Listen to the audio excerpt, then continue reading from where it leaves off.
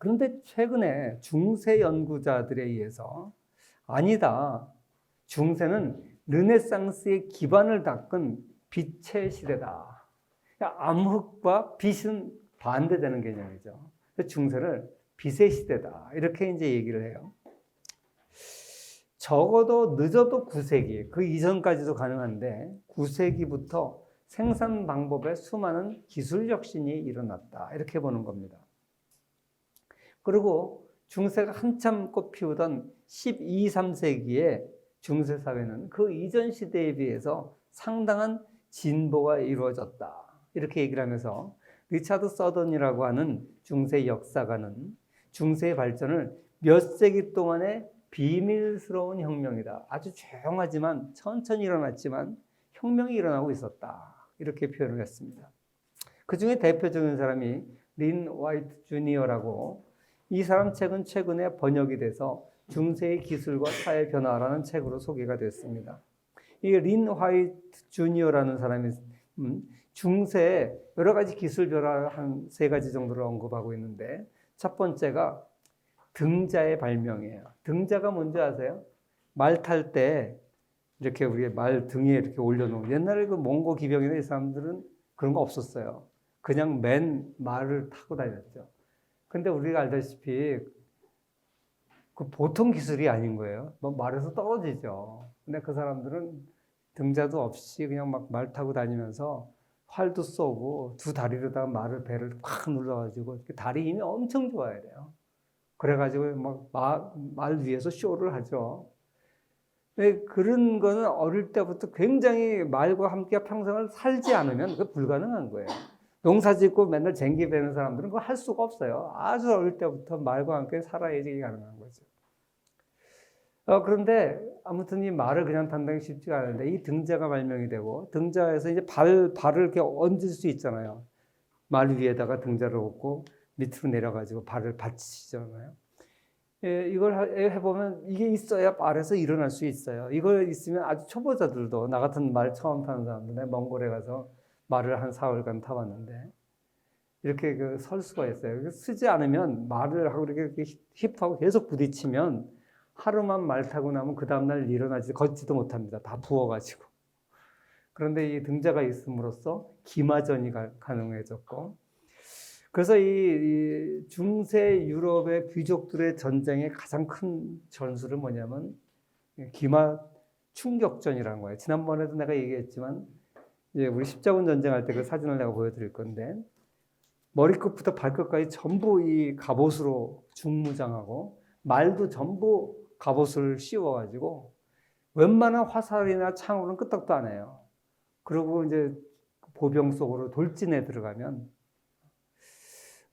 무슨 이제 활 쏴가지고 먼저 이 긴 창부다나 이런 걸 흐트러 놓은 다음에 말 타고 들어가면 보병들이 감당을 못하죠. 오늘날 탱크하고 비유는 안 되겠지만 거의 보병 전술에 탱크가 무적이듯이 당시에 보병 밀집 대형을 푸실 수 있는 유일한 방법이 이 기마 충격전이에요. 수백 기, 수천 기의 말탄 완전 무장한 기마병들이 들이닥치면 보병들은 풍지박산으로 흩어져요. 그렇게 흩어놓고 마구잡이로 막 헤쳐놓은 다음에 보병 부대가 밀고 들어오면 이제 전쟁이 이기는 거죠. 이런 전법, 그리고 이거의 주인공들인 기사계급, 이걸 탄생시킨 게 바로 등자의 발명이다. 이 등자의 발명 때문에 중세 봉건제라는 것이 가능했다.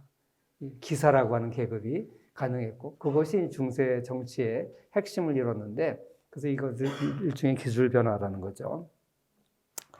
그 다음에 이제 무거운 쟁기. 땅을 가르려면 해충을 없애야 돼요. 해충을 없애려면 땅을 깊이 심경을 해서 땅을 이렇게 뒤집어 놔야 그게 햇빛에 의해서 땅 속에 있는 기생충이 죽어요. 그 심경을 해야 되는데, 무거운 쟁기를 사용하려면 사람이 이렇게 매가지고는 땅 깊이 팔 수가 없어요. 그런데 소나 말 뒤에다가, 특히 이제 유럽에는 말이 많았기 때문에 말 가지고 많이 했는데, 말 뒤에다가 무거운 이렇게 쟁기를 달아서 거기 사람이 올라타던가 꽉 누르면, 무게의 힘으로 누르면 땅속 깊이 쟁기가 들어가죠. 그리고 그걸 사람 힘으로 못 끌지만 소나 말은 그걸 끌 수 있어요. 그걸 쭉 끌면 더 깊은 땅까지 파헤치는 거죠.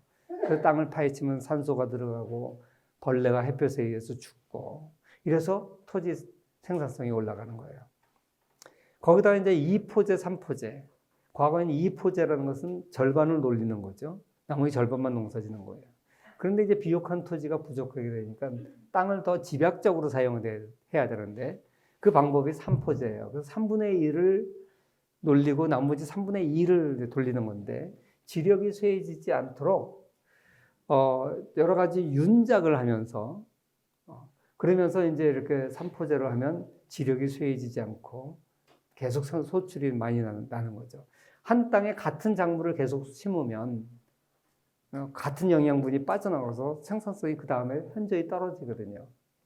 그런데 어떤 작물을 돌려 심으면 지력이 안 쇠해지는구나 이런 걸 이제 농업혁명으로 발견을 한 거죠. 물론 오늘날 같이 퇴비를 많이 쓰고 또 화학 비료 같은 거 쓰면 그게 극복이 되지만 과거같이 이렇게 화학 비료도 없었고 또 퇴비도 많이 생산할 수 있는 인력이 부족했을 때는 이 3포제를 함으로써 토지의 상당 부분을 다시 이제 농사를 휴경을 안 하고 농사를 지을 수 있으니까 상당히 생산성이 올라가는 거죠. 그래서 생산성이 높아지고 그러니까 남는 잉여 생산물이 가능하고 이 남는 잉여 생산물을 사고 팔고 하다 보니까 그 사고 파는 집산 중심지가 도시가 되고 그리고 이제 점점 농사짓기 어려운 북쪽 지역도 점점 농사를 지을 수 있게 되고 그러다 보니까 북쪽에도 도시들이 생겨났다는 거죠. 그 다음에 설계 기술, 기계 설계인데 물레방아. 이 물레방아 같은 것도 보면 근대 과학 기술이 시작된 게 이제 물레방아서부터 시작됐다는 거예요. 이런 것들은 아직 자본주의는 시작되지 않았지만 중세에 있었던 자본주의적인 발전의 그 기틀이 되고 이런 기술 축적이 누적되면서 15세기 이후에 상업혁명 그리고 그 이후에 18세기에 산업혁명을 가능하게 한 기술 축적이 이때부터 시작됐다. 이런 것을 주장하는 책입니다. 그런데 왜 중세를 그동안 암흑기로만 봤을까? 이거에 대해서 린 화이트 주니어는 역사라는 것은 기본적으로 죽은 자가 현재 살아있는 역사가를 속이는 것이다. 이렇게 봤어요. 왜 그러냐면 과거의 자료라는 것은 주로 성직자들이 쓴 자료에 기초할 거 아니에요? 보통 기사들을 문명자가 많았어요. 맨날 칼싸움하고 문제 글을 읽어요. 그 기술, 자기 체력 단련을 해야 되기 때문에 책을 읽을 기회도 없고 그 사람은 재미도 못 느껴요. 그리고 농부들 하루 종일 나가서 일해야 되는데 언제 책을 읽습니까? 주로 역사 기술은 성직자들이 수도원에서 했던 것이죠. 그래서 이 성직자들이 세상을 보는 관점, 태도, 이게 역사에 그대로 반영될 수밖에 없다는 거죠. 그리고 상일, 기술자 이런 사람들도 이 상인들은 상당히 문맹이 아닌 사람이 많아요. 글을 읽을 수 있는 사람이 많지만 왜 계약서도 써야 되고 하니까. 그렇지만 이 사람도 자기 기술을 잘 남기지 않았거든요. 상인이나 기술자는 나름 지식인들이지만 이 사람들 안 했고 농민은 더더욱 안 했고 그러니까 기술에 관심이 있었던 사람들은 거의 기록을 남기지 않았다. 그래서 죽은 역사가들이 죽은 자가 살아있는 역사가를 속이는 거다. 이렇게 이제 표현을 했던 거예요. 그래서 우리가 중세 기술 혁신에 대해서 과소평가되어 있다는 거죠. 그 얘기고. 그 다음에 이제 연옥의 탄생, 이건 내가 아까 설명을 했죠. 넘어가고요. 그 다음에 이제 그 중세, 기독교가 중세를 안정시키는데 어떤 역할을 했을까? 아까 내가 지난 시간에 로마 시대 말기에 대해서 얘기를 했듯이 이 중세 기독교가 발전을 하면서 일부 타락한 모습도 있지만 그러나 또 중세 기독교가 이 자선 행위도 많이 했어요. 그래서 12세기, 13세기에 기독교의 자선 행위가 굉장히 만발하게 되는데 순례자의 길을 따라서 그 가도에 이렇게 교회가 운영하는 병원들을 세웠습니다. 여행자들 중에 다친 사람들도 많고, 처음에는 병원이라기보다 이제 숙박시설이에요. 여행하다 보면 잘 데가 없잖아요. 숙박시설을 만들었는데, 거기서 이제 아픈 사람들 나오니까 고쳐주게 되죠. 그래서 이 사람들을 위해서 이제 병원이 만들어지고, 그러다 보니까 여기 사람들이 하나둘 모이게 되고, 그래서 촌락이 형성되는 거죠. 빈곤의 역사라는 책에 보면 이런 것들이 이제 나와요. 그래서 이 병원이라는 게 단지 그냥 환자들만을 위한 것이 아니라, 사실 어떻게 보면 여행객들을 위한 숙박시설의 역할도 하는 거죠. 그리고 이 가난한 자를 도우면 하나님이 당신을 천국 가게 만들어준다. 성경에 보면 선한 사마리아 비유 같은 것들이 있어요. 그래서 가난한 사람을 도우면 천국 간다. 특히 부자와 나사로 비유라는 것이 있는데, 성경에 이제 예수님의 비유 중에 나오는 거예요. 부자와 나사로 비유는 어떤 거냐면 이런 거예요. 나사로라고 하는 가난한 사람이 부잣집 앞에 이렇게 살면서 부잣집에서 먹고 남은 버리는 쓰레기 같은 걸 뒤져 먹고 살았어요. 그런데 이 나사로가 병들어서 죽었어요. 그랬더니 천국에서 하나님이 너는 평생 가난하게 사느라고 수고했으니까 천국에 가라. 천국에 갔어.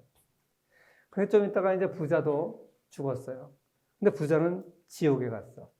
근데 여기 비유에 부자는 왜 지옥에 갔는지 이런 설명은 하나도 없고 그냥 무조건 부자는 지옥에 갔어. 그래서 부자가 내가 이렇게 지옥에 있는 줄 알았으면 살아있을 때 좀 잘할 거야. 그래가지고 하나님한테 이제 모세라고 여기 나와 있는데 빌어요.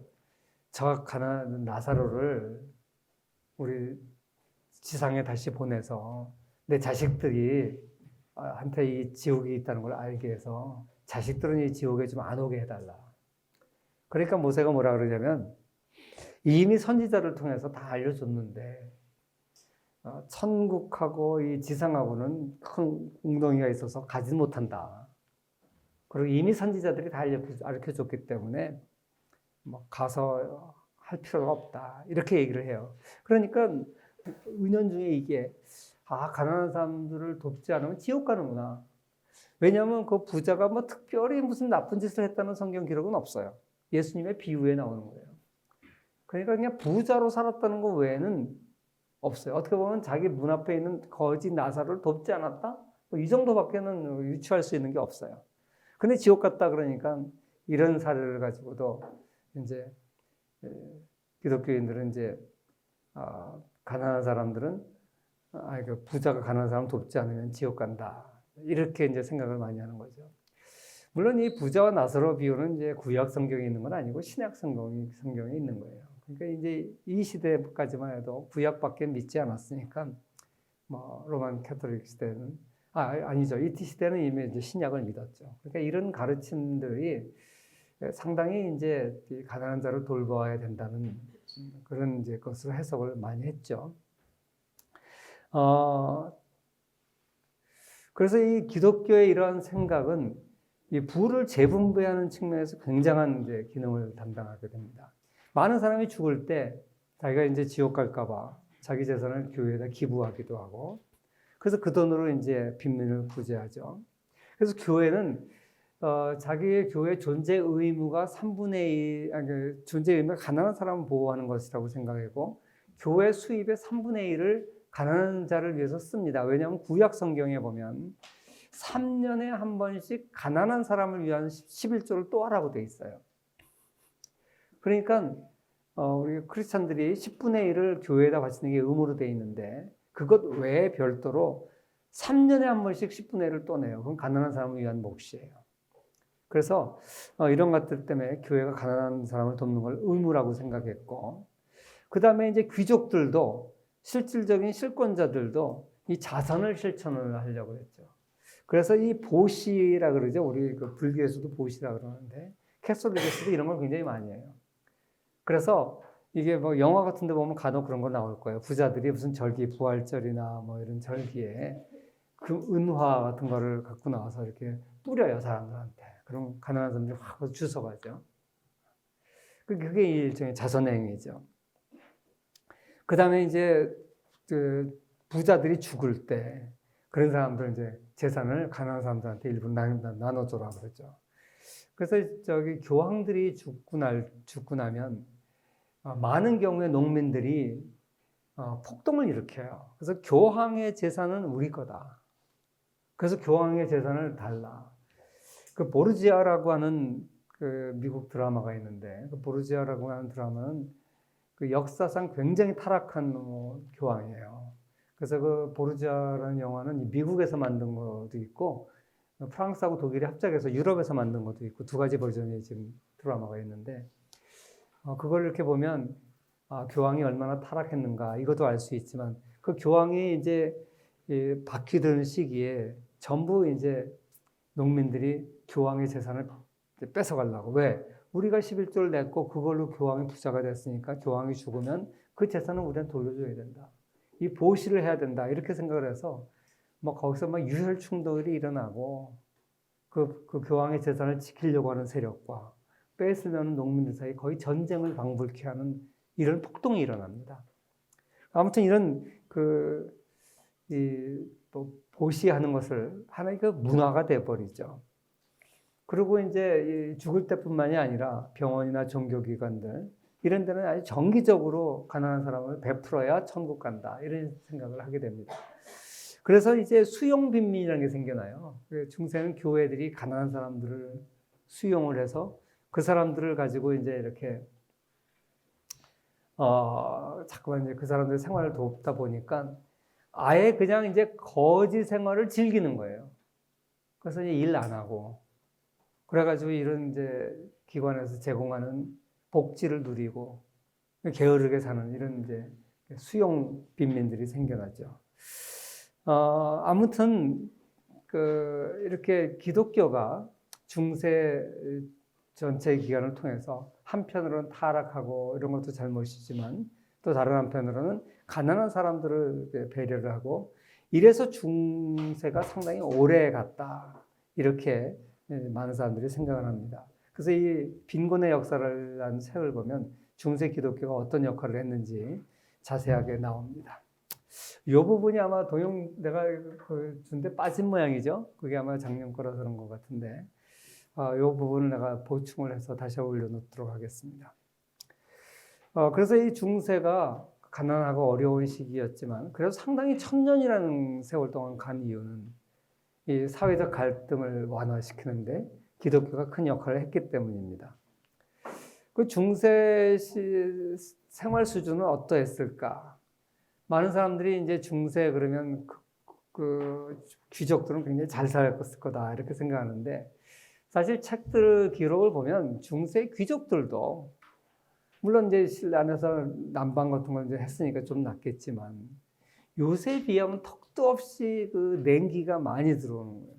음습한 돌로 지은 건물에 이 돌이라는 게 이게 지금처럼 이 나무나 쇠로 탁탁 맞게 한 게 아니기 때문에 바람이 술술 들어와요. 대부분의 중세 사람들은 거의 원시 시대나 고대 시대처럼 움막 이런 데서 살았고 거의 벽난로도 없고 수도 거의 없었고 그리고 한겨울에도 거의 손은 얼어 있는 상태. 요새처럼 비누가 있었겠어요. 치약이 있었겠어요. 머리 빗는 빗이 있었겠어요. 그래서 중세 시대의 그 경제 생활을 보면 거의 고대 사회나 원시 시대하고 크게 나아진 거 없었다.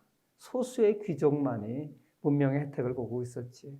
그리고 그 귀족들조차도 중세 귀족들 옷 입은 거 보세요. 어마어마하게 두껍게 끼어 입고 있어요. 그렇게 안 입으면 추워서 못 사니까.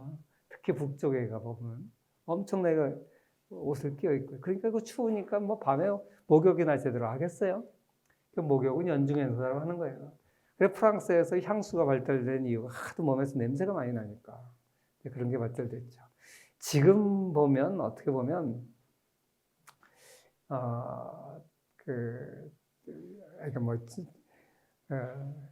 지금 우리 기준으로 보면 중세 사람들은 귀족이나 평민이나 어떻게 보면 다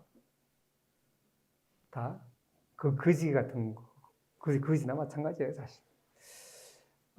그리고 이제 빈부격차를 생각해 볼 때, 그래도 귀족들은 땔감이라도 있을 거 아니에요. 지금의 기준으로 볼 때는 귀족들도 삶의 수준이라는 게 형편없었겠지만, 그러나 그 시대를 놓고 봤을 때, 빈부격차는 엄청날 수밖에 없었죠.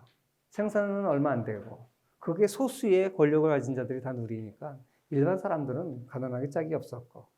그래서 어떤 사람이 이렇게 얘기합니다. 불평등은 자본주의가 만들어낸 게 아니라 문명이 만들어낸 거다. 원시 시대는 공평했어요. 다 같이 가난했으니까. 그런데 농경사회를 거치면서 생산성이 향상됐을 때 그 생산성이 증가한 것을 누가 누렸느냐? 주로 귀족이 누린 거죠. 일부 지배계층이 누린 거죠. 그러니까 어떤 사람들, 칼 막스나 막스주의자들은 자본주의 때문에 불평등이 생겼다고 생각하는데 사실 자본주의가 생겨나기 훨씬 이전에, 자본주의가 아무리 빨라도 17세기, 18세기인데 그거보다 훨씬 이전에, 1000년 이전에 중세사회를 봐도 극심했어요. 그러니까 문명이 불평등을 만들어낸 거지 자본주의가 만들어낸 것이 아니다. 과연 오늘날의 불평등이 이런 전 자본주의 시대, 중세사회의 불평등과 비교해 봤을 때 어떨까? 결코 중세시대가 불평등이 지금 자본주의보다 덜하진 않아요. 물론 지금 큰 대부호들, 부자들 엄청난 그 재산을 가지고 있죠. 근데 그 재산이 다 무슨 형태로 가지고 있습니까? 다 주식의 형태로 갖고 있고 회사 오너들이잖아요. 그럼 그 무슨 의미가 있어요? 자기 개인이 무슨 주식을 현금으로 바꿔서 쓰면 되지. 그러나 삶이라는 게, 삶의 수준이라는 게 어느 수준 이상 올라가면 필요가 없잖아요. 그 많은 부를 다 자기가 향유하는 게 아니잖아요. 오히려 사업하느라고 바빠서 쓸 시간도 없어요, 부자들을. 그래서 수치로 놓고 보면 지금 부자들이 엄청난 격차는 벌어졌을 거예요. 삶의 질로 봤을 때 격차는 이미 중세도 많았다. 그래서 불평등은 문명의 산물이다라고 하는 겁니다. 여기까지 중세 융성기를 했고, 이제 우리가 다음 시간에 중세 말기, 중세가 어떻게 이제 변화가 됐는지, 중세 말기에 대해서 살펴보겠는데, 자, 그럼 오늘 여기까지 하겠습니다.